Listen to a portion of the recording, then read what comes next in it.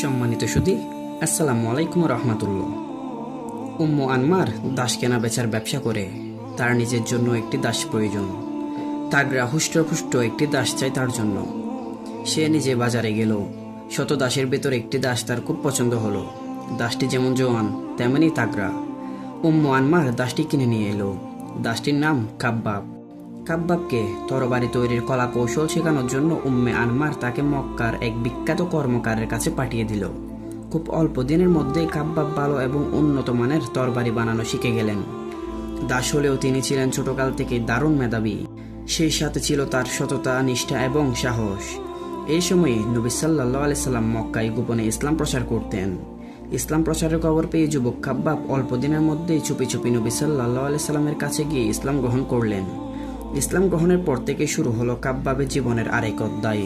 এই অধ্যায়টি ছিল কাব্বাবের জন্য অগ্নি পরীক্ষার অধ্যায়। জুলুম, নির্যাতন আর অত্যাচারের পরেও ইমানের পরীক্ষায় ধৈর্যের সাথে টিকে থাকার অধ্যায়। যুবক কাব্বাব ইসলাম গ্রহণ করেছে, এই খবর বাতাসের আগে ছড়িয়ে পড়ল চারদিক। কথাটি উম্মু আনমারের কানেও গেল। সে তার দলবল নিয়ে খামারশালায় এসে কর্মরত কাব্বাবকে জিজ্ঞেস করলো, তুমি নাকি ইসলাম গ্রহণ করেছ? হ্যাঁ। খামারশালায় কাজ করতে করতে কাব্বাব দৃঢ়তার সাথে জবাব দিলেন। কেনা দাসের এই জবাব শুনে আনমারের মাথায় খুন চেপে গেল। সে তার দলবল সহ ঝাঁপিয়ে পড়ল কাব্বাবের উপর। বলল, তোর এত বড় সাহস? আমার কেনা দাস হয়ে তুই আমার ধর্ম ত্যাগ করে ইসলাম গ্রহণ করেছিস? বলতে বলতে কামারশালার হাতুড়ি এবং লোহার পাত দিয়ে কাব্বাবকে মারতে শুরু করলো। তাদের আঘাতে আঘাতে কাব্বাব রক্তাক্ত হয়ে গেলেন। তার সমস্ত শরীর দিয়ে রক্তের দ্বারা গড়িয়ে পড়তে থাকলো। তিনি জ্ঞান হারিয়ে ফেললেন। আরেক দিনের ঘটনা। কামারশালায় কাজ করতে করতে কাব্বাব ভাবছিলেন ইসলামের কথা, ভাবছিলেন আল্লাহর কথা, ভাবছিলেন নবী সাল্লাল্লাহু আলাইহি সাল্লামের কথা। ভাবতে ভাবতে তিনি আনমনা হয়ে যান। নিজের সাথে নিজে কথা বলেন। একসময় কুরাইশদের কিছু লোক তাদের বায়না দেওয়া তরবারি নিতে কাব্বাবের দোকানে এলো। তারা দেখলো কাব্বাব যেন কার সাথে কথা বলছেন। তারা জিজ্ঞেস করলো, আমাদের তরবারি কি বানানো হয়েছে? কাব্বাব যেন তাদের কথা শুনতেই পাননি, বরং হেসে বললেন, তোমরা কি তাকে দেখেছো? তারা কেঁপে গেল ভীষণভাবে। বলল, কার কথা বলছো? কাব্বাব খুব শান্তভাবে হেসে হেসে বললেন, আমি নবী মুহাম্মদ সাল্লাল্লাহু আলাইহি সাল্লামের কথা বলছি। তিনি এমন একজন মানুষ যার চারিদিক থেকে সত্যের আলো ছিটকে পড়ে।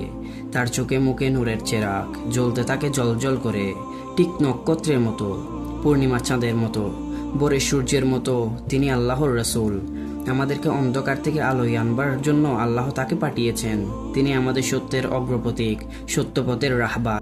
এই কথা শোনার সাথে সাথে তারা বাঘের মতো ঝাঁপিয়ে পড়ল কাব্বাবের উপর। তাদের নির্মম নিষ্ঠুর প্রহারে কাব্বাবের শরীর রক্তে ভেসে গেল। যন্ত্রণায় ছটফট করতে করতে তিনি একসময় অচেতন হয়ে গেলেন। ইসলাম গ্রহণের কারণে, নবী সাল্লাল্লাহু আলাইহি সাল্লামকে ভালোবাসার কারণে কাব্বাবকে সহ্য করতে হয়েছে অমানসিক নির্যাতন।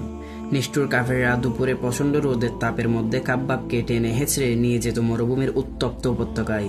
তারপর তাকে সম্পূর্ণ উলঙ্গ করে তার শরীর লোহার বর্ম পরাতো। এভাবে তাকে আগুনের মতো উত্তপ্ত উপত্যকায় ফেলে রাখত সূর্যাস্ত পর্যন্ত। প্রচন্ড গরম এবং পিপাসায় কাতর হয়ে পানি পানি বলে চিৎকার করতেন কাব্বাব। কাফেররা তাকে একটুও পানি দিত না, বরং বলতো, এবার বল মুহাম্মদ সম্পর্কে তোর মন্তব্য কি? কাব্বাবের যন্ত্রণাকাতর মুখ থেকে এক ফালি হাসির রেখা তখনও বেশি উঠত।